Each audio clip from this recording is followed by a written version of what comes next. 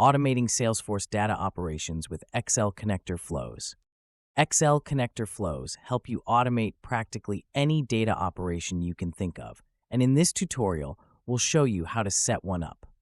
In XL connector, a flow is a sequence of automated operations tied to a specific Excel worksheet. Each flow is made up of flow steps. When you click Run Flow, XL connector executes every active step in that worksheet in order automatically. There are two ways to create a flow step. The fastest way is to simply run a pull or push operation manually.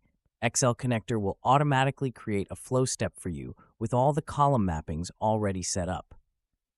But if you want to create one from scratch, here's how. Click Edit Flow in the XL connector ribbon. This opens the flow editor. Go to the Flow Steps tab and click the Add Flow Step icon. A dialog box will appear where you can configure the step. Now let's look at the Pull from Salesforce tab. This is where you define the data source for your step, either a Salesforce report or a SOQL query. Refresh as part of this flow. This is important. You must check this box if you want the data to refresh automatically when you click Run Flow. If it's unchecked, the step will be skipped during flow execution. Now let's talk about pushing data back to Salesforce. This is controlled in the Flow Operation tab. Here you'll define the name of your flow, choose your operation type, insert, update, upsert, or delete, and map your columns to Salesforce fields. One useful option here is the condition cell field. If you type a cell address here, say B2, this step will only run if that cell is not empty. Leave it blank if you want the step to run every time. There's also a very powerful option. Put insert, update, upsert result IDs into column. This lets you capture the Salesforce IDs generated by one step and pass them into the next step. This is essential when you're creating related records, for example, inserting an account and then inserting opportunities linked to that account.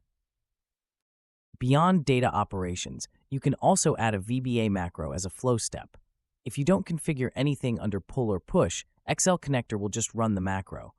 This is handy for formatting, calculations, or any custom logic between your data operations. To set one up, go to the Developer tab in Excel, click Record Macro, and stop the recording immediately. Then add your custom code inside and link it to a flow step from the dropdown. Similarly, if you need to trigger logic in your Salesforce org, you can paste anonymous Apex code directly into a flow step and even test it right there with the Run Now button. Once your flow steps are set up, running your flow is simple. Make sure you're on the right Worksheet tab, then click Run Flow in the XL connector ribbon or Run All Flows in this workbook. XL connector will execute every active step in the order they appear in the flow editor.